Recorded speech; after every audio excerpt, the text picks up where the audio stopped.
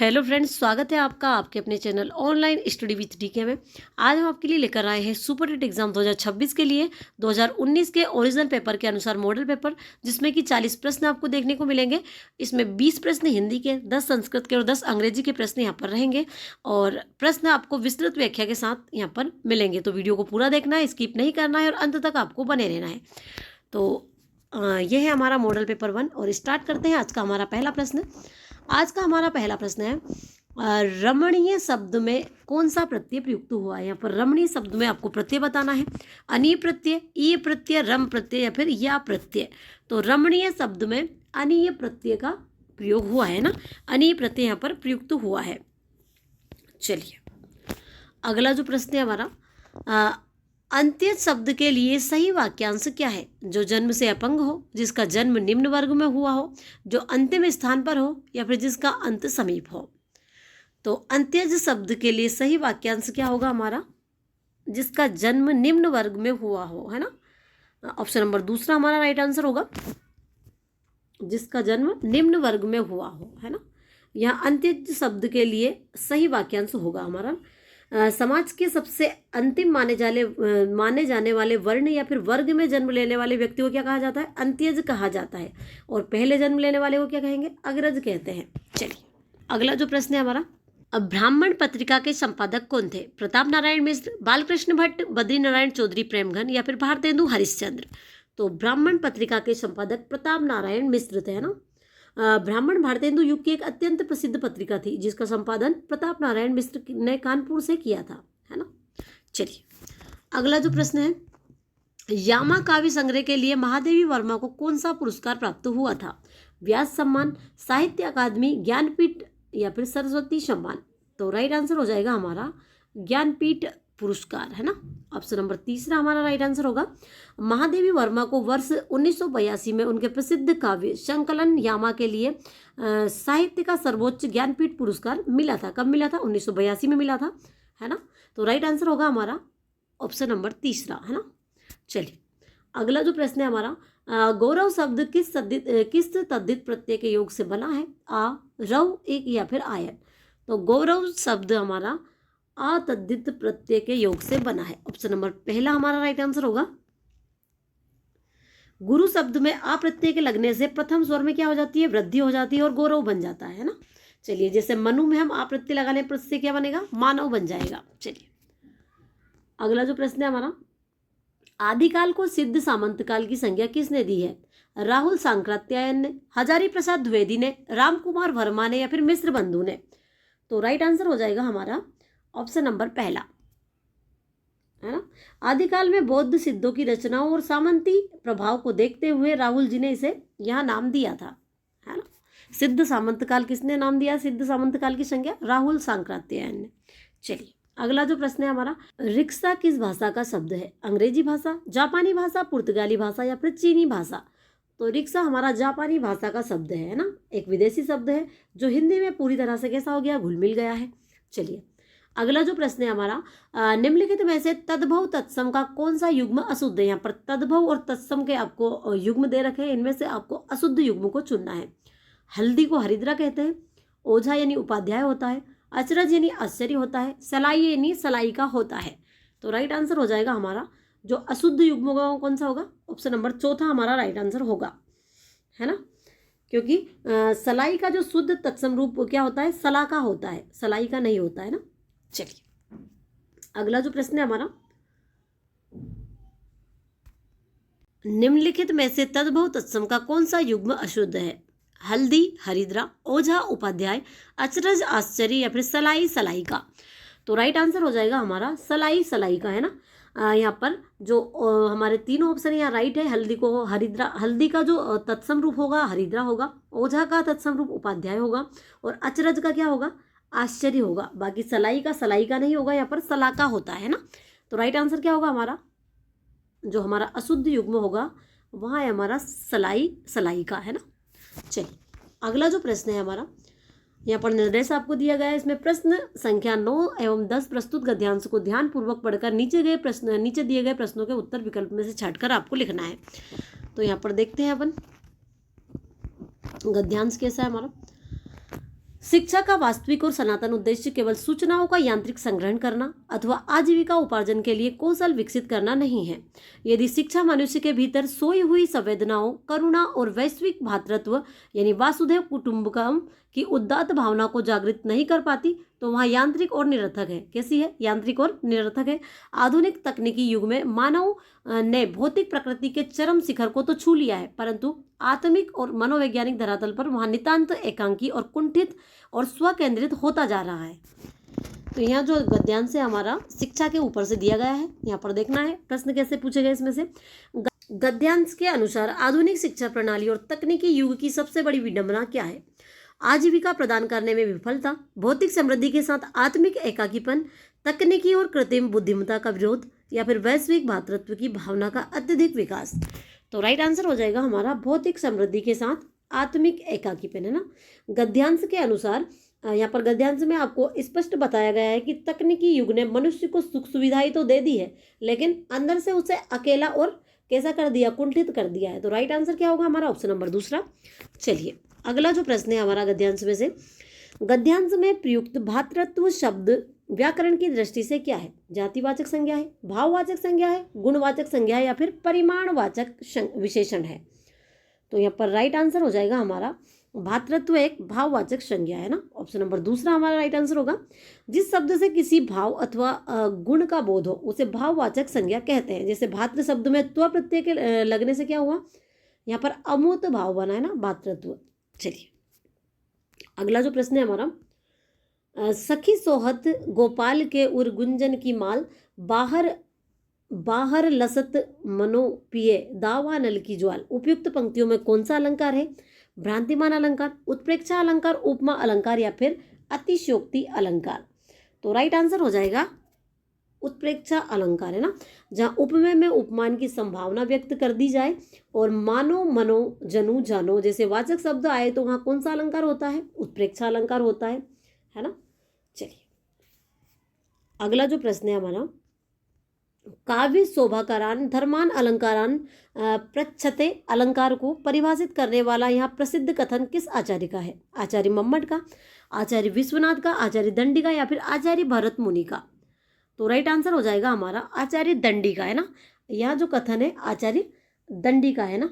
यहाँ प्रसिद्ध संस्कृत परिभाषा आचार्य दंडी की है, जिसका सरल अर्थ क्या है कि काव्य की शोभा या फिर सौंदर्य बढ़ाने वाले तत्वों को अलंकार कहा जाता है। चलिए अगला जो प्रश्न है हमारा, निम्नलिखित में से वैश्वानर किसका पर्यायवाची शब्द है? यहाँ पर वैश्वानर किसका पर्यायवाची शब्द है यहाँ आपको बताना है।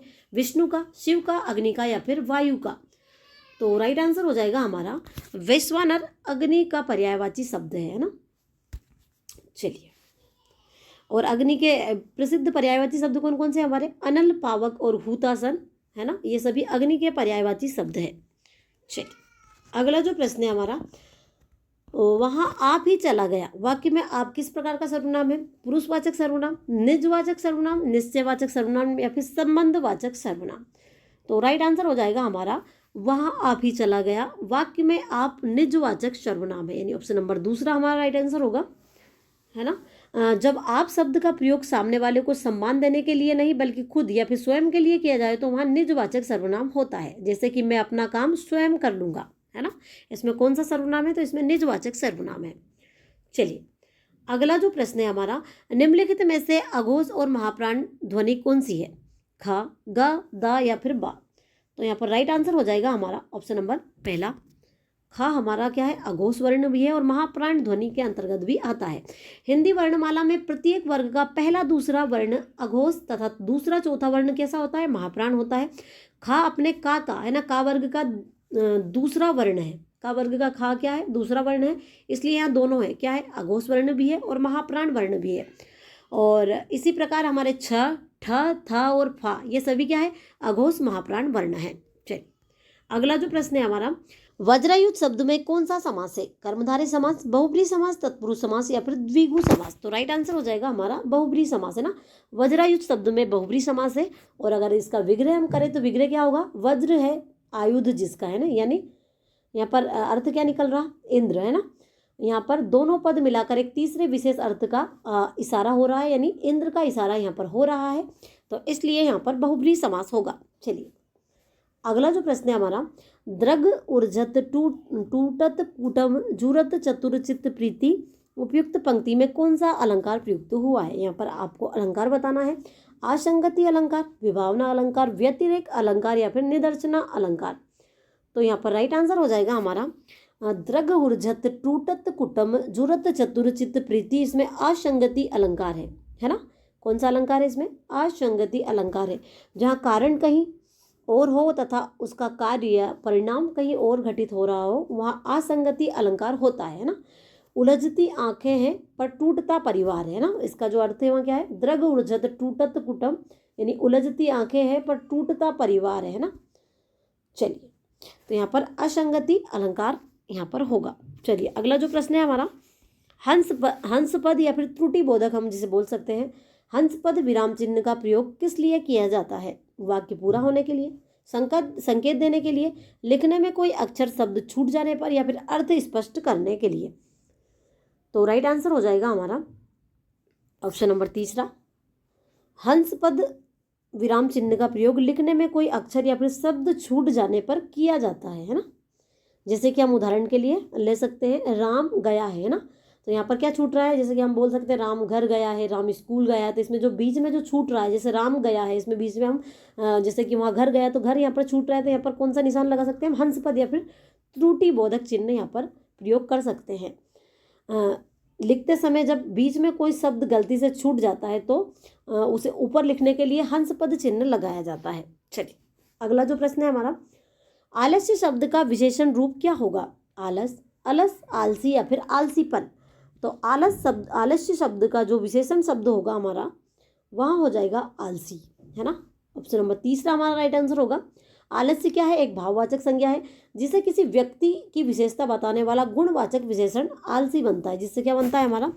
व्यक्ति की विशेषता बताने वाला गुणवाचक विशेषण आलसी बनता है। तो राइट आंसर हो जाएगा हमारा आलसी।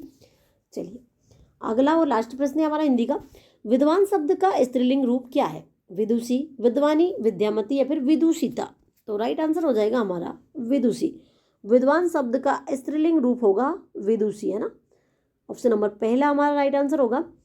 बहुत ज्ञान रखने वाले पुरुष को क्या कहते हैं? विद्वान कहते हैं। जबकि ज्ञानी महिला के लिए विदुषी शब्द का प्रयोग किया जाता है। जैसे कि उदाहरण के लिए हम बोल सकते हैं, गार्गी प्राचीन काल की एक महान विदुषी थी। चलिए, अगला जो प्रश्न है हमारा, यानी यहाँ पर संस्कृत के 10 प्रश्न आपको मिलेंगे। तो यहाँ पर संस्कृत का हमारा पहला प्रश्न है, अपूर्वा कोऽपि कोशो अयम विद्यते तौ भारती व्ययतो बुद्धि मायाति क्षय मायाति संचयात् अस्मिन् श्लोके कस्य संचयात् क्षया भवति। यहाँ पर श्लोक के माध्यम से आपको बताना है कि किसका क्षय होता है ना। किसका संचय करने से क्षय होता है? धनस्य का, विद्या कोशस्य का, बलस्य का या फिर रूपस्य का। तो राइट आंसर हो जाएगा हमारा ऑप्शन नंबर दूसरा, है ना, विद्या कोशस्य। राइट आंसर क्या होगा हमारा? विद्या कोशस्य होगा ना। श्लोक के अनुसार विद्या रूपी खजाना जो होता है वहाँ खर्च करने से क्या होता है? खर्च करने या फिर बांटने से बढ़ता है, और इकट्ठा करने या फिर संचय करके रखने से क्या हो जाता है? नष्ट होता है या फिर उसका क्षय हो जाता है ना। चलिए, उदाहरण के लिए हम बोल सकते हैं कि यदि आप अपनी सीखी हुई विद्या दूसरों को पढ़ाते हैं तो उसका ज्ञान और अधिक बढ़ता है। तो यहाँ पर श्लोक में आपसे पूछा गया था, अपूर्वा कोऽपि कोश अयम विद्यते तौ भारती व्ययतो बुद्धि मायाति क्षय मायाति संचयात् अस्मिन् श्लोके कस्य संचयात् क्षय भवति। संचय करने से किसका क्षय होता है? तो विद्या कोशस्य का यहाँ पर क्षय होता है। विद्या का जो कोश होता है उसका क्षय होता है संचय करने से ना, और बांटने से बढ़ता है। चलिए, अगला जो प्रश्न है हमारा, भूतबली पद में प्रयुक्त समास है चतुर्थी तत्पुरुष, पंचमी तत्पुरुष, कर्मधारय या फिर अव्ययी भाव। तो राइट आंसर हो जाएगा हमारा ऑप्शन नंबर पहला, भूतबली में चतुर्थी तत्पुरुष समास है ना।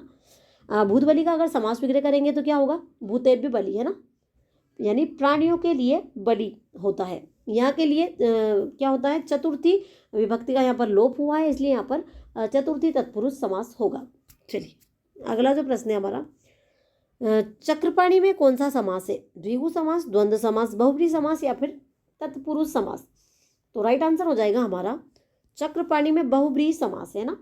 इसका विग्रह अगर करेंगे हम तो चक्रम पाणो यशिसा, है ना, यानी यहाँ चक्र और पाणी दोनों पद मिलकर एक तीसरे विशेष अर्थ का यहाँ पर बोध करा रहे हैं हमें। भगवान विष्णु का यहाँ पर बोध हो रहा है, इसलिए इसमें बहुब्रीहि समास है ना, जहाँ पर तीसरे अर्थ का बोध होता है वहाँ पर बहुब्रीहि समास होता है।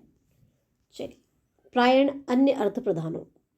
अगला जो प्रश्न है हमारा, ऐधते क्रियापद में लकार है, लट लकार, लोट लकार, लंग लकार या फिर विधिलिंग लकार। तो राइट आंसर हो जाएगा हमारा ऐधते क्रियापद में लट लकार है ना, ऑप्शन नंबर पहला हमारा राइट आंसर होगा।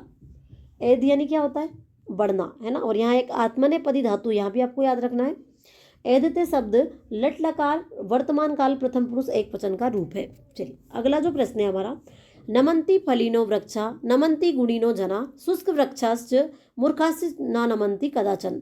के कदाचन न नमन्ति, यहाँ पर आपको श्लोक के माध्यम से बताना है कि कौन नहीं नमता या फिर किसका स्वभाव नम्रता वाला नहीं होता है। गुणिनो जना, फलिनो वृक्षा, सज्जना या फिर शुष्क वृक्षाश्च मूर्खाश्च। तो एक तो सूखा हुआ वृक्ष और मूर्ख लोग है ना, ये कभी नहीं झुकते हैं ना। तो यहाँ पर राइट आंसर क्या हो जाएगा हमारा, ऑप्शन नंबर चौथा हमारा राइट आंसर होगा। इस श्लोक के माध्यम से यहाँ पर बताया गया है कि सूखे पेड़ और मूर्ख व्यक्ति जीवन में कभी नहीं झुकते हैं या फिर विनम्र नहीं होते हैं। चलिए, अगला जो प्रश्न है हमारा, मातुलानी का अर्थ है मामी, ताई, मौसी या फिर बुआ। तो राइट आंसर हो जाएगा हमारा मातुलानी का अर्थ है मामी, ऑप्शन नंबर पहला हमारा राइट आंसर होगा। संस्कृत में मामा को क्या कहते हैं, मातुला कहा जाता है, और उनकी पत्नी यानी मामी को क्या कहते हैं, इसमें आनी प्रत्यय लगने से मातुलानी शब्द यहाँ पर बन जाता है। तो मामा को मातुला कहा जाता है और मामी को मातुलानी कहा जाता है। और चाचा की पत्नी को क्या कहेंगे, पितृव्या, चाची, है ना। चलिए, अगला जो प्रश्न है हमारा, हन धातु लट लकार प्रथम पुरुष बहुवचन का रूप है, हनंती, हनंती, हंती या फिर हनत। तो राइट आंसर हो जाएगा हमारा ऑप्शन नंबर दूसरा। हन धातु लट लकार प्रथम पुरुष बहुवचन का रूप होगा हमारा ऑप्शन नंबर दूसरा, हनंती, है ना।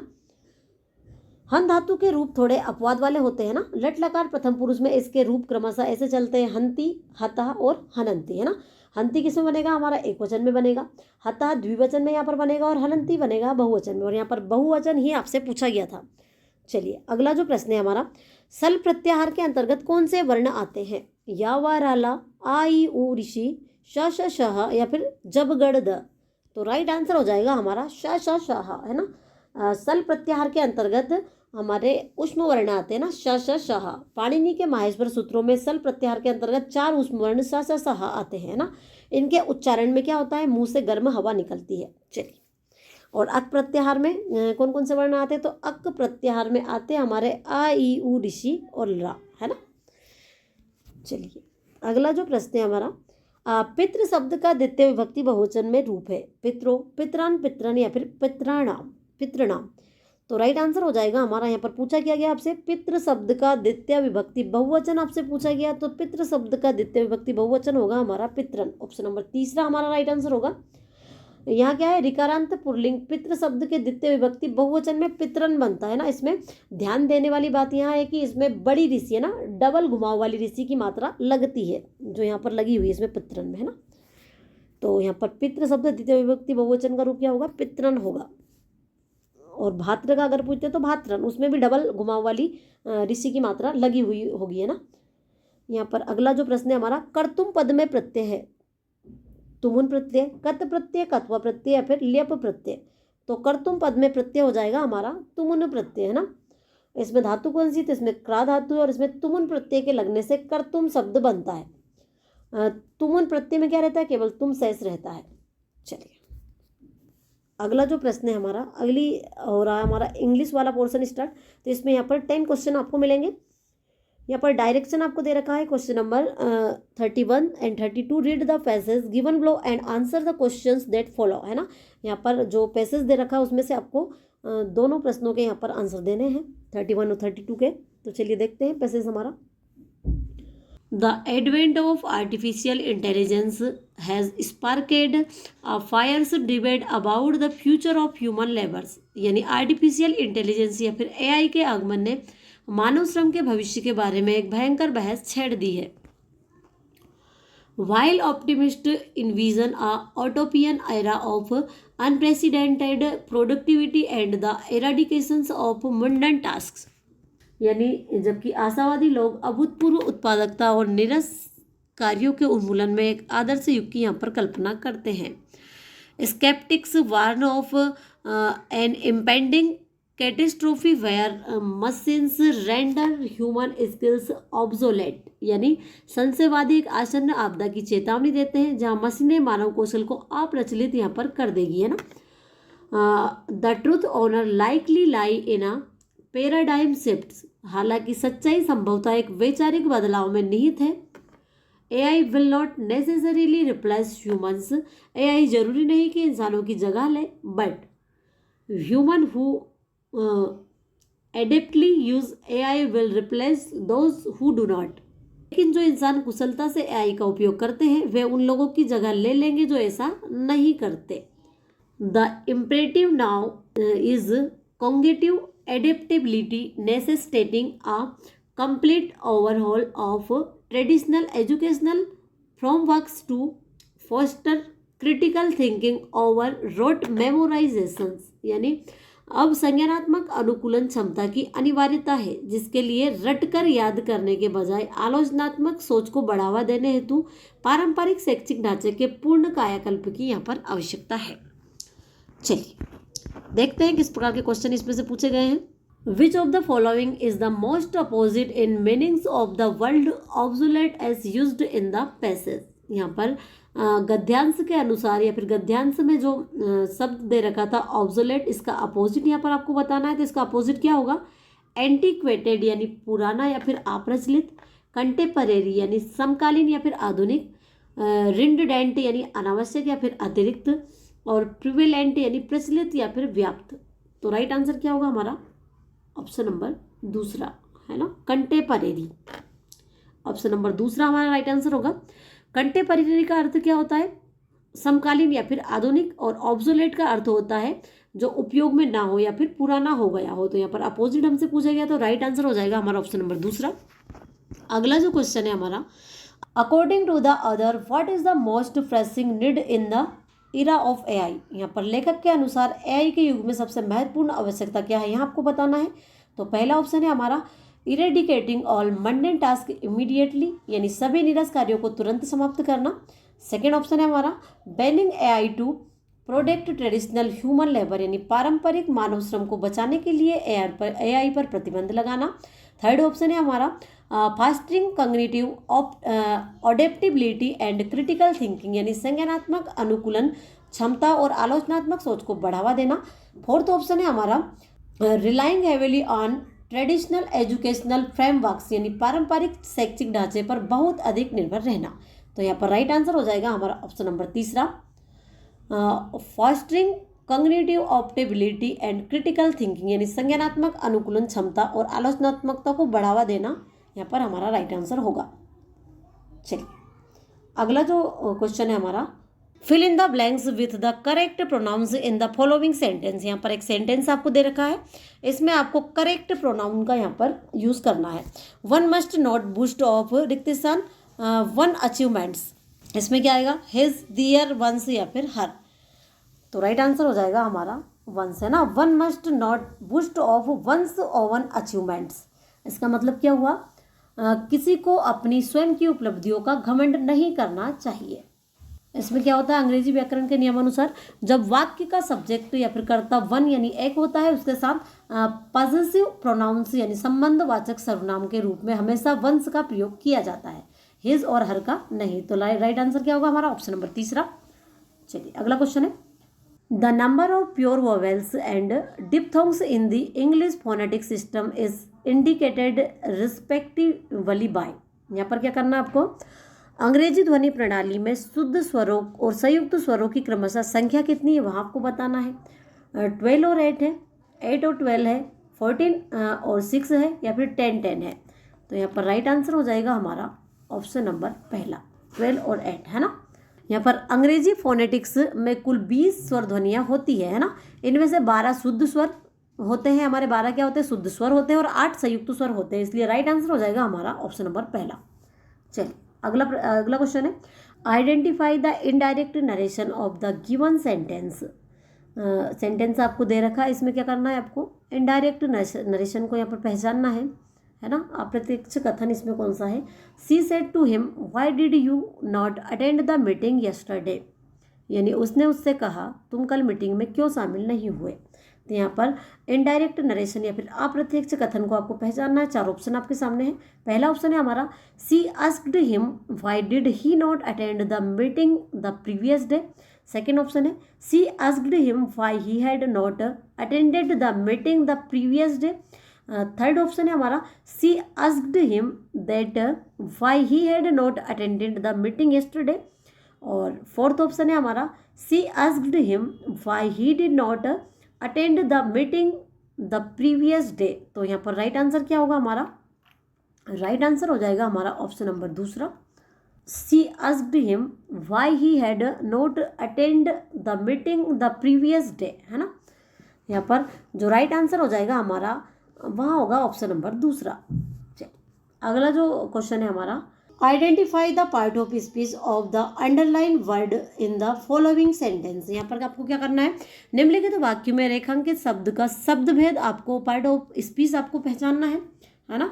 तो हमारा क्या है वाक्य, क्या है हमारा, the up train is running late today, यानी आज आने वाली ट्रेन देर से चल रही है। तो ये क्या है, एक एडवर्ब है, प्रपोजिशन है या फिर एडजेक्टिव है या फिर नाउन है। तो राइट आंसर हो जाएगा हमारा ऑप्शन नंबर तीसरा, यहाँ एक एडजेक्टिव है ना। चलिए अगला जो क्वेश्चन है हमारा, find out the subject in the following sentence. यहाँ पर एक सेंटेंस आपको दे रखा है, इसमें से आपको यहाँ पर सब्जेक्ट यानी कर्ता को यहाँ पर पहचानना है ना।